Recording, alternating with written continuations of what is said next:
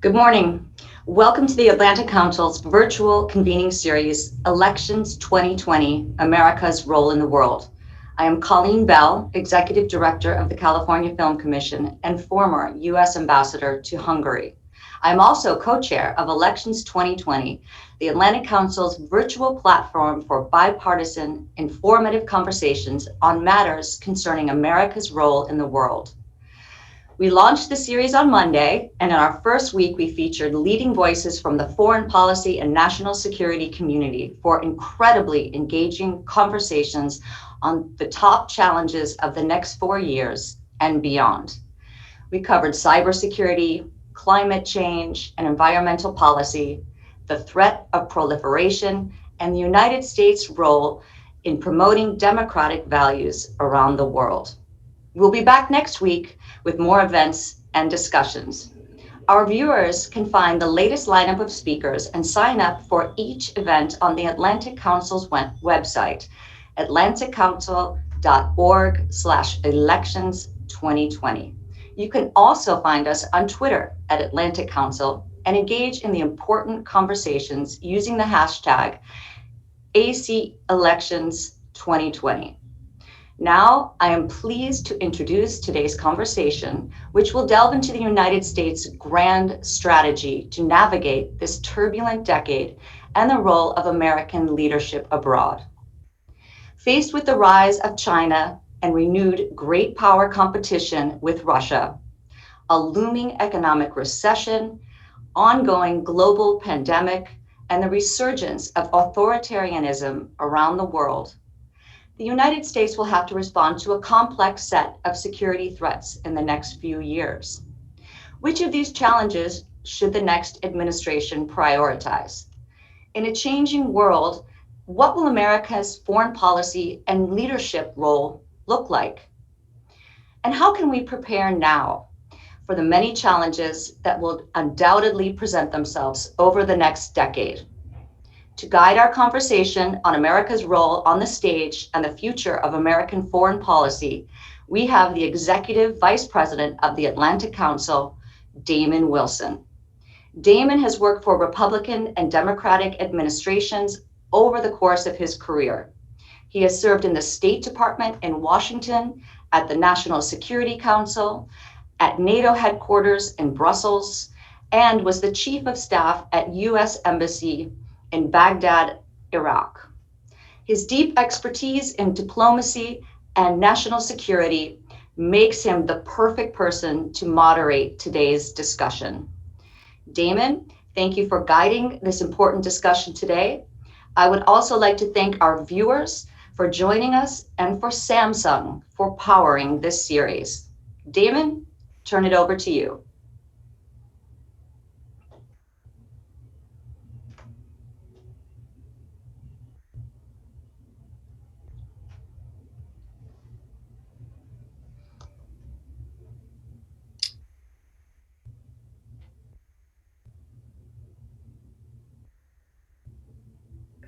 I'm here live from Samsung Studios in Washington, D.C. Thank you, Colleen, for getting up early and joining us on the West Coast in California. And today we're going to focus on big picture priorities in a Biden administration. Last night, Joe Biden accepted the nomination, the Democratic Party's nomination for the presidency of the United States. I can think of no better guest than Jake Sullivan to join us today, the day after the convention concludes, to talk about the major priorities of the next 4 years of a potential Biden administration. Jake, let me just welcome you to our screen. We're delighted to have you with us this morning. Thank you for being here. Thanks for having me, Damon. So I think most of our guests are familiar with Jake Sullivan, but he's perfect for our conversation today because he served in the Obama administration as National Security Advisor to then Vice President Joe Biden. He also served as Deputy Chief of Staff and Director of Policy Planning for Secretary of State Hillary Clinton. And he brings his deep expertise in policy to a record of having been on the presidential campaign trails last time, and of course this time as advising the Biden campaign. Someone who's from Minnesota, began his career with Amy Klobuchar, another presidential aspirant. We're really delighted to have him here for a conversation about what things are going to look like in January 2021 when a new president takes potentially a new president, the next president comes into office, facing, as Colleen said, an extraordinary set of challenges and circumstances, a pandemic, an economic crisis, social justice and anti-racist movement here at home, and the challenging of American values and interests abroad. And this is against the backdrop of a dramatically changing world. And so we want to start with the big picture about the priorities in a potential Biden administration. And first of all, let me turn to you, Jake, and just ask fundamentally, how do you envision a Joe Biden, a President Biden, would shape and define America's role in the world? And how does that contrast with that of President Trump? Well, first of all, thank you so much, Damon, for having me, and to Ambassador Bell for kicking off the program, and to the Atlantic Council for putting on what has been a remarkable week of programming to really try to lift up the conversation around American foreign policy, and today around America's role in the world. So I would say that there are four basic elements to the Biden approach to foreign policy and national security that contrast in quite dramatic ways with how the Trump administration has pursued foreign policy, national security, and a strategy towards American engagement. The first is that the vice president fundamentally believes that we cannot succeed in our foreign policy if we have not invested in our sources of strength at home, in our infrastructure, in our innovation, in our workers, in our immigration system, and yes, in our democracy, tackling issues from the strength of our institutions to the ongoing scourge of systemic racism. And the vice president fundamentally believes, unfortunately, that the Trump administration simply hasn't made these investments over the last 4 years. And the result has been that the American model on the global stage, the extent to which the rest of the world looks to us with admiration, has eroded so badly that at this point, many folks around the world actually are looking more to places like China than they are to the United States in terms of a successful model for governance in the economy. Second is about allies. And I won't go into this in great detail. You at the Atlantic Council know this extremely well. The vice president believes the United States is stronger when it is working alongside like-minded democratic allies to achieve common objectives. The Trump administration and the president himself sees allies more as a liability than as an asset. The third is that the vice president believes very strongly that the US has to be at the table in international institutions, helping shape the solutions to big problems that no country can solve on their own, whether it's climate change or nuclear proliferation, whether it's public health related issues or it's terrorism. And that goes, by the way, also for shaping the future rules of the road when it comes to trade and international economics as well. The Trump administration has walked away from multiple tables, just outright has left the Iran nuclear deal, the Paris Climate Agreement, nuclear arms treaties, the WHO. And then finally, something you mentioned in your introduction, Damon, which is values. Joe Biden believes that what makes American foreign policy distinctive is that we are not neutral between autocrats and the people seeking basic human rights and human dignity. We choose a side.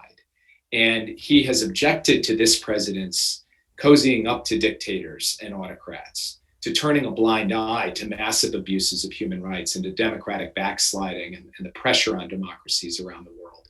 Even the interference by countries like Russia in the American and European democratic systems. And so he will put values and democracy back at the center of US foreign policy going forward. And he believes that's not just the right thing to do. It's the smart thing to do, to rally like-minded, free, democratic nations in common purpose to both push back against authoritarian competitors and to also construct and build the kinds of long-term durable solutions to the challenges that afflict us all. So sorry to go on for so long, but when you ask the question about both the vision and the differences, I think it's important to give the viewers a fairly comprehensive overview as a foundation for the rest of this conversation. Thank you very much, Jake. That was a useful foundation. I'm going to unpack some of these in our conversation, but I also want to go ahead and invite the audience to go ahead and contribute your questions. If you're following us in Zoom, you can add your questions into the Q&A function in the Zoom channel, or on other social media platforms. You can use the hashtag ACElections2020 and send in some questions that we'll get to a little bit later in the program. But let me continue that with a big picture sense of this, Jake. You yourself are a strategist. And I think last night, the Vice President in his speech, and now in your opening, you've laid out some principles that would inform a Biden approach to America's role in the world. Do you see a place for a sense of a restoration of a grand strategy for the United States in a very different world? Some have looked and said the Vice President brings incredible relationships to a potential administration, given his tenure and with the relationships he's built with leaders around the world. But they've questioned whether that really adds up to a coherent grand strategy for America's role. How would you address that issue? Well, I actually believe that the core principles, the foundational pillars that I just laid out, do actually end up laddering up to a grand strategy for the future. A grand strategy that fundamentally is designed around, number one, being able to compete from a position of strength. So seeing the intersection between domestic policy and foreign policy, not merely as some abstract notion, but as core to a grand strategy.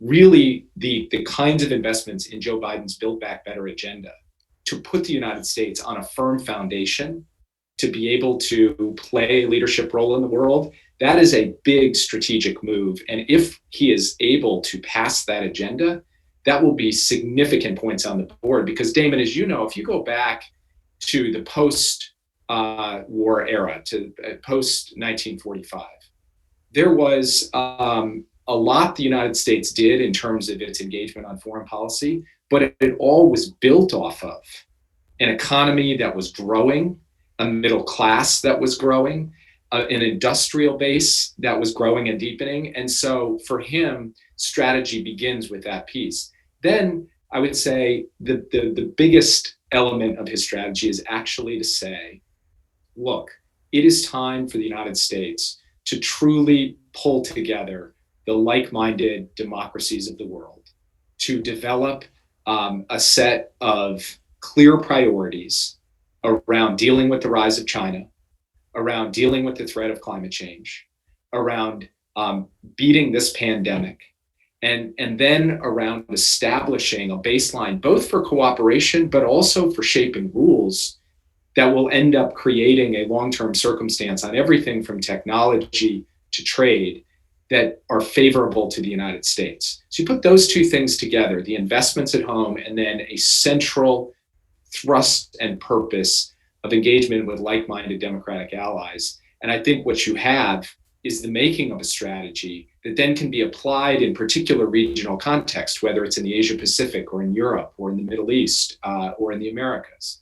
I would say the last significant piece in terms of the strategic frame kind of goes to the shift from ends, what are the big objectives, to the ways and means. And what the Vice President would say in this regard is that we have got to rebalance our national security toolkit in a way that elevates diplomacy and the civilian tools of power over the use and deployment of military force. So he has talked about reducing the overall role of the United States military across the broader Middle East and South Asia, increasing the extent to which the US is on its front foot from the perspective of deep diplomatic engagement through development, engagement through institutions, and as I mentioned before, alliances.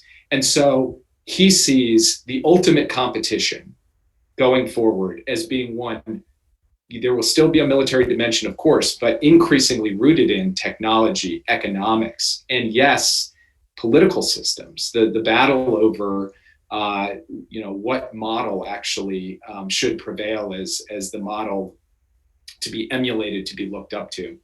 And so I think what's interesting about those core four pillars is that they convert fairly readily into a coherent, sequenced, prioritized strategy that will have genuine shape and purpose when the vice president is elected, if he's fortunate enough to win in November. So Jake, the vice president, of course, had a major voice in shaping foreign policy in the Obama administration. The world has evolved quite a bit in 4 years. and some have been concerned about talking about a linear extension or snap back to the past. How do you anticipate that a Biden administration that would actually differ from the Obama administration as it moves forward? Well, it's interesting. He talks with respect to the economy in the United States about not going back to the way things were before, not building back to the way things were before, but building back better. And he would apply the same basic logic to America's approach to the world, that we can't just go back to the way things were. Too much has changed in the interim, and frankly, the world has changed. What we confront in the world is different than it was in 2009 when President Obama and Vice President Biden took office. I would say that first, we're dealing with a more assertive, more aggressive, more risk-taking Chinese Communist Party and Chinese government. And so while the Obama administration initiated the pivot or the rebalance to Asia, recognizing the need for the US to have elevated engagement in the Asia Pacific and to marshal a wide range of tools to be able to deal with the rise of China, I think the nature of the US-China relationship and US strategy towards China will continue to evolve in a Biden administration. I'd say second, the deep emphasis on defending democracy, which has come under increasing attack over the past several years. So really reinforcing the foundations of our democratic alliances and our fellow democracies, as well as our own democracy, is a point of emphasis that is much more significant, much greater than it was 8 years ago. And then third, I would say that, he will be coming into office at a moment of, we thought 2009 was bad for the economic crisis, 2 wars and so forth. You look at what we are facing now with a global pandemic, a global economic crisis, a global migration crisis, and increasing great power competition. The overall tools, the pieces that the US has to play with effectively on that board, all of them are going to require refurbishing and updating, whether you're talking about our alliances, which will have to be modernized and pointed towards the future, or international institutions, which also will have to be reformed and overhauled as we go forward. The Vice President has talked about rejoining the WHO, but also reforming it. And then even, great achievements like the Paris Climate Agreement. The Vice President said it's not going to be enough just to go back into the Paris Climate Agreement. We have to set the next level of ambition, get ourselves there, and then make sure that we are also at the same time bringing the rest of the world along. So those are some instances in where I think you will see an approach that's not different in its fundamental belief in American engagement in the world, in the importance of American diplomacy, but that will be different in the face of significantly different circumstances and a host of overlapping crises. You underscored how China is playing a more aggressive role today than even 4 years ago or so. How do you see striking the balance between competition with an aggressive China, but also cooperation on issues that you've outlined, whether it's climate or others, that will require more global cooperation? How do you strike that balance, and what would you advocate and anticipate in managing this complicated relationship with China?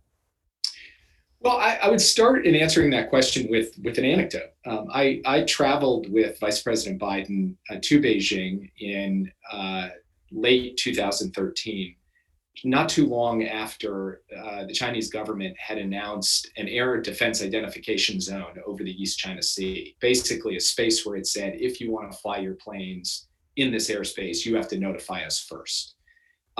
This was an aggressive move. It was a move that flew in the face, from our perspective, international law. It was not rooted in any proper procedure. And so the vice president went to Beijing in part to communicate to Xi Jinping that the United States was not going to recognize this zone, that we were going to fly our aircraft, our military and government aircraft through the zone. We were not going to comply with the rules from our perspective. It was null and void, which he did. And he looked him in the eye and he made that very strong statement. He stood up for our prerogatives, our allies' prerogatives. And yet in that same meeting, later in the agenda, he talked to Xi Jinping about how the US and China could work together on climate change, how we could eventually build toward a bilateral agreement that could serve as a foundation for the Paris Climate Agreement. That initial set of conversations ultimately translated into the progress we saw the following year with a bilateral agreement between the U.S. and China. So just in that one meeting, that one session, you could see how a President Joe Biden could at once compete vigorously, push back firmly, stand up strongly for the United States and its interests and values, and at the same time, be prepared to work with China where it's in the interest of the United States to do so. And I think he will take that same basic approach as we go forward. He will seek to compete from a position of strength, but he will also seek to work with China and any other country on those issues where it can advance the basic purposes of American foreign policy. Jake, let me turn to the Middle East, an area where you bring particular expertise. You recently published an article in Foreign Affairs about a new approach to the region. You were heavily involved in the Iran nuclear deal in the previous administration. We at the Atlantic Council just yesterday hosted Minister Gargash from the United Arab Emirates. We're hosting leaders from Iraq today. And there's a very complicated conversation about what the United States' role should be and our approach in the Middle East. How do you see this, where you called for both something that was more ambitious and less ambitious at the same time? Can you explain a little bit how you see a potential Biden administration approaching the Middle East? Sure. If you look at the last 2 decades, plus 3 decades, really, in the Middle East, the United States has, in my view, placed too much emphasis, too much weight on the use of the military tool to try to achieve outcomes and objectives.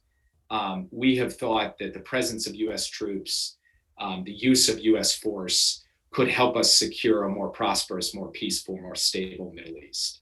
And I think from my perspective, being less ambitious means that we are going to pursue less in the way of the use of military force to try to generate durable outcomes. But being more ambitious means that we are going to set our sights higher in terms of the diplomatic outcomes we think we can achieve in the region, including diplomatic outcomes that many people today don't think are particularly plausible. You mentioned Dr. Gargash, and brings to mind the recent UAE-Israel agreement, which is an important step forward, and also a reminder that longstanding enmities can be set aside, or at a minimum can be de-escalated. And so one of the things I talk about in the piece is not just renewing and reviving effective diplomacy with respect to Iran on its nuclear program so that we permanently prevent Iran from being able to get a nuclear weapon, but also working with regional partners across the board to reduce tensions, to de-escalate conflicts, to diffuse incipient crises. And in that, it would mean pushing both our friends and our adversaries in the region toward the table to start talking about ways, especially Saudi and Iran, can dial down the tensions and the pressures. That's ambitious, highly ambitious. But I think if the United States puts its shoulder to the wheel from a diplomatic perspective, not only can we deal with Iran's nuclear program, but we can deal with one of the great underlying sources of conflict and tension in the region, which is the Saudi-Iran rivalry. We're starting to get some terrific questions coming in. I'm going to turn to them in a second. So using the hashtag ACElections 2020 or in the Zoom Q&A function, keep them coming and I'll turn to them momentarily. But let me turn now to Russia, Vladimir Putin. There are reports out just this week of the leading opposition figure in Russia, Navalny, being poisoned, potentially hospitalized in Siberia. We have a tense situation underway in Belarus, where we see protesters on the streets of cities across the country protesting against what looked like a very fraudulent election and rumors of potential Russian intervention. How do you focus on a Russia that President Obama very much acknowledged was a declining power in office, and yet is still wreaking havoc in its neighborhood, if you're in Ukraine or Georgia or potentially Belarus today, and repressing those at home? How do you deal with the conundrum of Vladimir Putin? Well, Vice President Biden has been very strong over the course of this campaign in standing up and speaking out for things like free and fair elections in Belarus. He put out a strong statement on this recently. And then over the course of his time as vice president, and of course going back for years as time in the Senate, he has stood up for democracy and freedom and democratic institutions across Eastern Europe, across the countries on the periphery of Russia. He obviously played a central role on issues related to Ukraine and defending Ukraine's sovereignty and independence in the face of Russian aggression. And, you know, as president, Vice President Biden has taken the measure of Vladimir Putin. He knows the man. He knows the dangerous path that Russia has decided to pursue, and he will be robust and vigorous in his response and pushing back against that. And more than that, he will really invest in rallying our allies and partners in the region so that we are presenting a common front, a common pushback against Russian aggression, Russian interference in elections, and that we're speaking out with a common voice against the Russian hand, both in its own country and in its near abroad, seeking to repress and suppress the rights of its citizens. So you'll see the vice president being steady and constant and clear on all of these issues, even as, again, you know, as in the case of China, he will look for opportunities where it's in America's interests to sit across the table from Russia and try to work through things such as, for example, getting back to arms control and arms control diplomacy, like the kind that produced the New START agreement in the Obama-Biden administration. Thanks, Jake. I want to pick up a couple of the questions that are coming in, and there are a few that relate to each other that maybe I'll start with. And it's an area at the Atlantic Council that we've been focused on, sort of looking at the underpinnings of American foreign policy, the domestic underpinnings, so the nexus between what happens at home and our role in the world. There are a couple of questions here. One, you've mentioned that a Biden administration will put democracy back on center stage. How can the U.S. really achieve that goal as it deals with polarization at home, the challenges to democracy at home, systemic racism at home? Yeah, it's such a good question, David, and I'm glad you asked it because, you know, I was remiss when I sort of laid out this kind of core part of the strategy in not unpacking that a bit more. It's not going to be easy. We have a substantial credibility gap in the world right now. The Gallup survey under the Trump administration shows that China's leadership is more respected in the world than America's. Countries are looking at what's happening in the United States right now, starting with this president, but also at things like the murder of George Floyd, and saying, how much stock should we place in the United States when they try to speak to issues of justice and progress and human rights and dignity? And so we have an immense amount of work to do at home. And that's why when you ask the question about strategy, any effective strategy for American engagement in the world has to start with making those deep investments in the strength of our own democracy, democratic institutions, and in progress on issues like dealing with systemic racism. That's a big part of Joe Biden's agenda. He's going to be working at that from day one. And I think that visible effort, that sincere good faith effort, combined with treating our friends with respect, being engaged in the world, having a conversation where we acknowledge our shortcomings and infirmities, but also point the way towards a better tomorrow. I actually think there is a way, if we're humble about it, if we take our time with it, if we don't think just overnight we can snap our fingers and say, hey, we're back, baby, that we will steadily gain a new respect and a greater standing in the eyes of the rest of the world while doing this profound repair work at home. But the linkage of these two things could not be more important. And anyone working on US foreign policy in the United States in the years ahead cannot just take a passing interest in what is happening inside our country, because it is so foundational to our capacity to be an effective actor in the world. I think that's such an important point. I was struck, Vice President Biden's own words, and underscoring the power of our example rather than the example of our power. Even at the Atlantic Council, our founder, one of our founders, Dean Acheson, was Secretary of State in the Truman administration. And back then he argued in the wake of World War II that American segregation and the oppression of African Americans in the United States was an obstacle to America's role during the Cold War. That connection's fundamental, and I think it's something we take to heart in our work at the Atlantic Council, understanding that connection. That relates to another question that came in. What are some of the areas of foreign policy where you see the most influence from the progressive base of the Democratic Party? How did this take shape in shaping some of the Biden campaign's positions? You know, it's interesting. I think for me, what I've watched over the course of the last 4 years is the Democratic Party has had robust and vigorous discussions across the spectrum of opinion in the party, is that there's been more convergence than divergence between, say, the center and the progressives within the party than I think a lot of articles about, divides have laid out. And just give a few examples. First, the growing consensus across our party that it's time to end the forever wars, that it is time to shift to a more sustainable approach to dealing with threats like terrorism. That has been something where you've seen convergence. Second, the need to think new and differently about trade and international economics to put the middle class and working people in the United States at the center of our foreign policy. I've written a lot about this over the last 3 years, and there are a number of progressive voices who have contributed really important things to the conversation as well.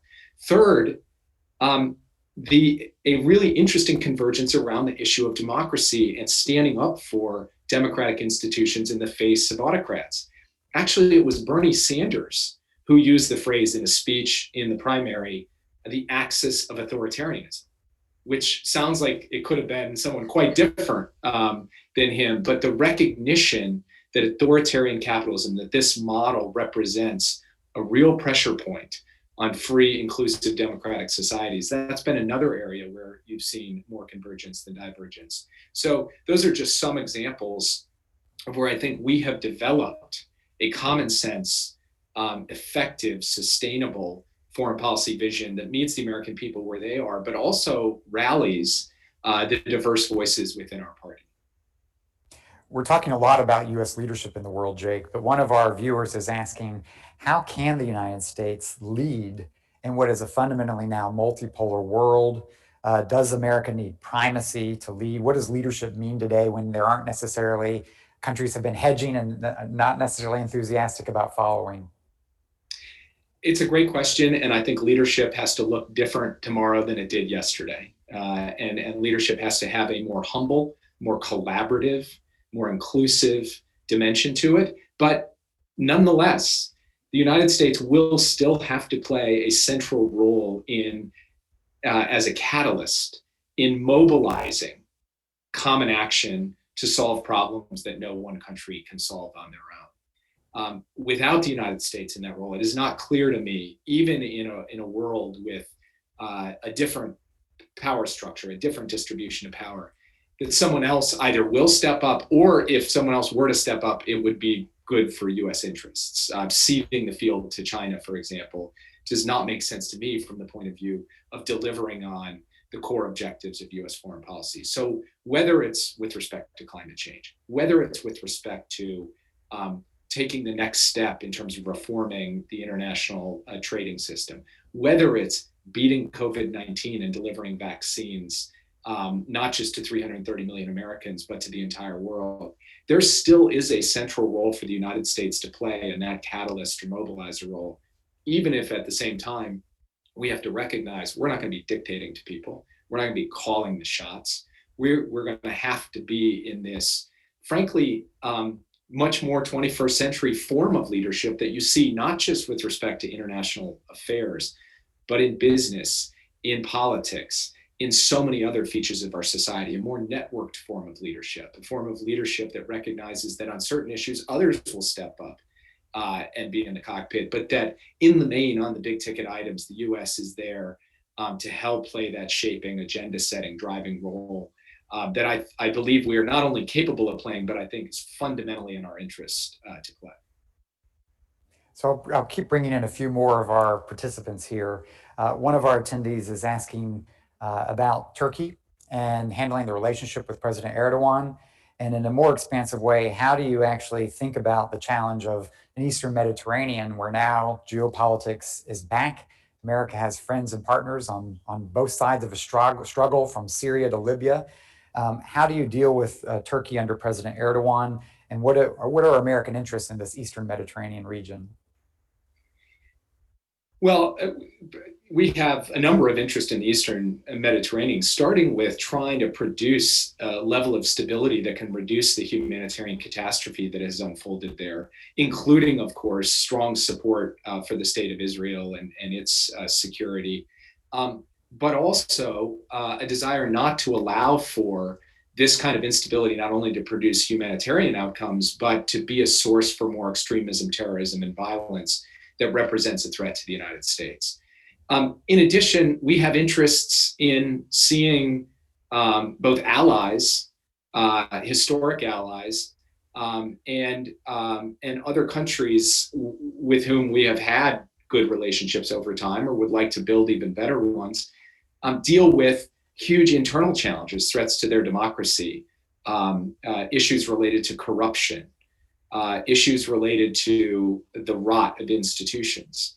And when it comes to Turkey specifically, the vice president has a longstanding relationship with President Erdogan, has sat across the table from him many times, has had difficult conversations on a number of challenging issues, including immediate crises that he's had to go try to deal with in person or on the phone.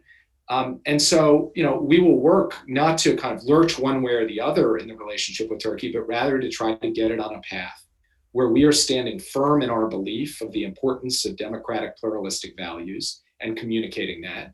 And at the same time, we are working to try to ensure that every actor in the region, including Turkey, is contributing in a constructive way to reducing violence and increasing security across this entire span of both existing and potential conflicts. Thank you for that. Sticking to the concept of our allies, we've got a question in from one of our viewers, and given we're the Atlantic Council, I'll come back to this alliance question. You mentioned in your own remarks about support for alliances, but not making them, modernizing them, I think you said. So how do you actually restore America's global standing? How do you restore our alliances, US soft power, and what does this really mean for NATO, Korea, Japan? What are the steps to restore, in your view, America's strongest alliances? Well, there's the basic blocking and tackling, right? There's getting back to the table at the North Atlantic Council, getting back with our allies in Asia to a common security, military, and defense agenda. So there's definitely the bread and butter pieces have to be reinforced and refurbished after 4 years of Donald Trump, not just neglecting them, but really trying to actively undermine them in fundamental ways. But then there's incredibly important work to be done in developing a strategy with our allies on big ticket, kind of less traditional security items. For example, on technology and how to deal with the question of the challenge China poses across a range of different technology areas and supply chain resilience. Second, on cyber and the threats posed to all of our countries from cyber actors, both state and non-state. Third, corruption as a national security weapon and interference in democratic elections. Having our alliances be cited on this fundamental national security challenge and having the same kind of muscle memory around that as we do around conventional troop movements on the European continent is going to be incredibly important. And then fourth, take a question like climate. Climate has profound national security implications. And for us to have that issue play a more central role in the way that we think about both the design and the agenda of our alliances will be very important. We could sit here, Damon, more about this, you've forgotten more about this than I know, and we could devote an entire session to the ways in which the nature of security threats has changed, and therefore the nature of our alliances have to change, and how this has been talked about for years, but in the processes and the substance, it hasn't happened to the extent it should. I think we have a tremendous opportunity coming in after a Trump administration to really do this work in a big way, and in a bipartisan way, in a way that can bring Democrats and Republicans along, because I do believe that our alliances are an area where there is a substantial amount of bipartisan agreement, setting the current president aside. Thank you, Jake. Thanks for that. One of our guests, Michael Kim, has asked something you just touched on there. What would an administration likely do on dealing internationally, diplomatically, on global social media platforms to help address the issue of foreign interference in domestic elections, specifically U.S. elections? How do you deal with that challenge? Thanks, Michael, for that question. Great question. The first thing that we do is to end the politicization and, frankly, some of the shocking steps that have been taken at USAGM, at the various public diplomacy platforms in the U.S. government, and get genuine professionals to work free to do their work without political interference, and then bring in a whole range of diverse new faces and voices to help design an effective strategy for social media platforms, and frankly, for every platform and vehicle, for us to be able to effectively both push back on the kinds of disinformation and misinformation that we see from Russia, but not just from Russia, and then also to have an affirmative way of communicating a vision and a set of principles and priorities from the United States that reclaims some of what we used to have back in the Cold War, but now needs to be designed in a fundamentally different way, in a way that even I, am still relatively young, I guess, but feel like an old fogey when it comes to some of this stuff. And we really do need the next generation to be stepping up to say, how do we meet people where they are, and how do we both assess and respond to the threats which are constantly evolving in this space, as our adversaries learn increasingly creative ways. And by the way, not just our state adversaries. ISIS was incredibly effective at social media programming and trying to inspire violent adherence in other parts of the world. So this is going to be a big focus of a Biden presidency if he's fortunate enough to be elected. But it will be a scenario in which it starts with getting the right people in place, the right expertise in place, the right perspectives in place to be able to do this work. Terrific. That's you hit on fostering the next generation of global leaders as one of the fundamental tenets of what we try to do at the Atlantic Council, to bring in more diverse views into this debate. I think that's a key point. I'm going to begin to wrap us out. We're getting close to the witching hour. But a question came in that I just want to ask a little bit before we wrap. Let me find it here from Thomas Cunningham. So how would President Biden align climate and trade goals, which seem deeply interlinked given the scale of the global economy and its imbalances? So how do you think about this interconnection between climate and trade, and what you would want to accomplish in administration? Well, the vice president has made clear that climate considerations will be a fundamental part of any future trade negotiations that take place, that he will have labor and environmental advocates, not just at the table, but in from the takeoff of the design and construction of these agreements, so that we don't just bring them along at the landing. So there's a big process piece to this, where having the right voices in the room is going to be fundamental. But then second, the vice president has embraced, going back a year now, the notion that the United States is going to have border carbon adjustments. That to the extent that we are in a circumstance where we are elevating our own commitments on climate and clean energy, we can't allow a race to the bottom in the rest of the world. We can't let other countries undercut us with heavy polluting industries that make goods cheaper and then flood the US market and essentially erase all the gains that we've made by moving down the clean energy path. So the vice president has said the right answer to that is, at our borders, for those countries that are basically not complying with their climate commitments, they're going to have to pay an adjustment. Europe has talked about something similar, and the US and Europe will have to figure out how to align and harmonize that kind of approach going forward. But that's a sort of example of how the vice president is thinking about climate and trade in an integrated way. So last question, Jake, and a big question, but a short answer. If elected, from one of our viewers is asking, what would be the major top foreign policy decisions you could expect in the first 100 days of a Biden administration? A simple question to end on, Jake. The major... the top decisions in the first 100 days of the administration on foreign policy. So that's a great and difficult question. I mean, the vice president has basically said right out of the gate, rejoin Paris and then bring the countries of the world together to elevate the ambition of Paris. Rejoin the JCPOA and then immediately begin negotiating a follow-on agreement that deals with some of our ongoing concerns with Iran in respect to its nuclear program and its behavior. Pull together a summit of the world's democracies so that we begin to design that basic agenda that I've been talking about over the course of the past hour. End the forever wars, bring our troops home safely from Afghanistan. Those are just some of the steps that the vice president is going to undertake in the early phase of his administration.